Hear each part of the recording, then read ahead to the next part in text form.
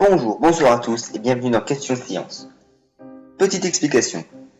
1. Pourquoi j'ai pas fait de vidéo depuis près de 2 ans? Parce que j'ai eu un sévère syndrome de la page blanche, puis toute une série d'événements qui m'ont coupé d'internet et de la civilisation numérique. 2. C'est quoi ça, Question de Science?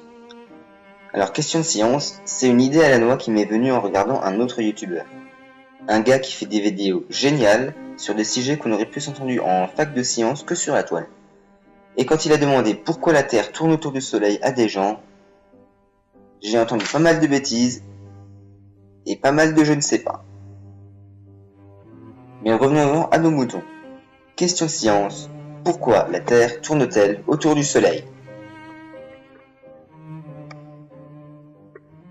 Ça dépend du point de vue. Imaginez-vous dans un train et regardez dehors. Le paysage défile sous vos yeux, puis vous arrivez en gare, descendez du train et regardez le train s'en aller. Voilà. Vous venez de voir les deux points de vue qui nous sont proposés.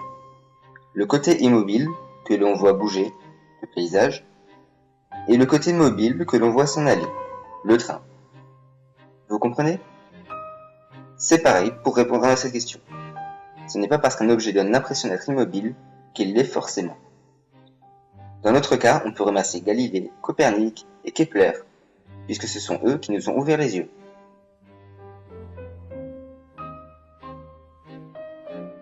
Au départ, Aristote disait « La Terre est au centre de l'univers, et les autres astres tournent autour. » Celui qui dira autre chose, c'est la théorie géocentrique, qui se base sur ce qu'on voit de l'intérieur du train. Le seul hic, c'est que du coup, seuls le Soleil et la Lune font de jolis ronds autour de la Terre. Le reste des astres, partent un peu en couille dans tous les sens en fait. Galilée, avec sa lunette astronomique, il se rend alors compte que, avec le Soleil au centre de l'univers, ça devient beaucoup plus joli et ordonné.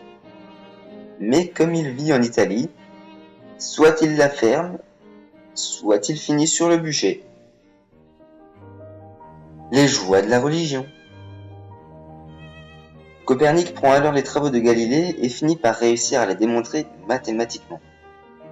Mais comme il n'a pas les couilles pour parler en public devant les chrétiens, c'est Kepler qui exposera la théorie héliocentrique pour se faire brûler, sans se faire brûler, parce que lui, il est scientifique et pas philosophe, et on va enfin écouter et comprendre.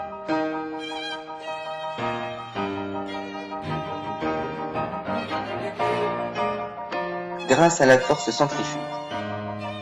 Quand Newton a regardé la pomme tomber de l'arbre, il s'est demandé pourquoi la Lune ne faisait pas de même, alors il a imaginé.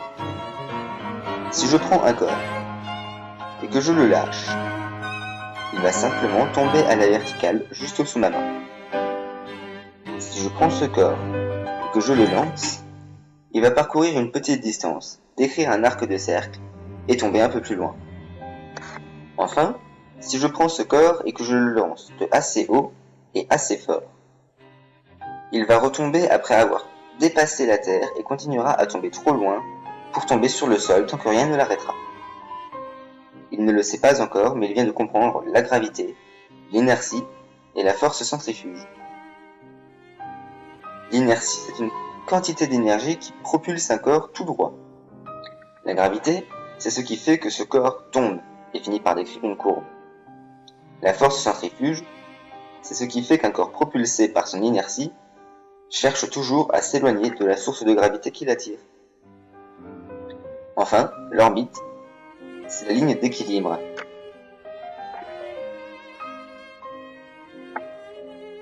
La limite où les forces se compensent, ce qui empêche soit de tomber, soit de partir en couille loin de là où on devrait être.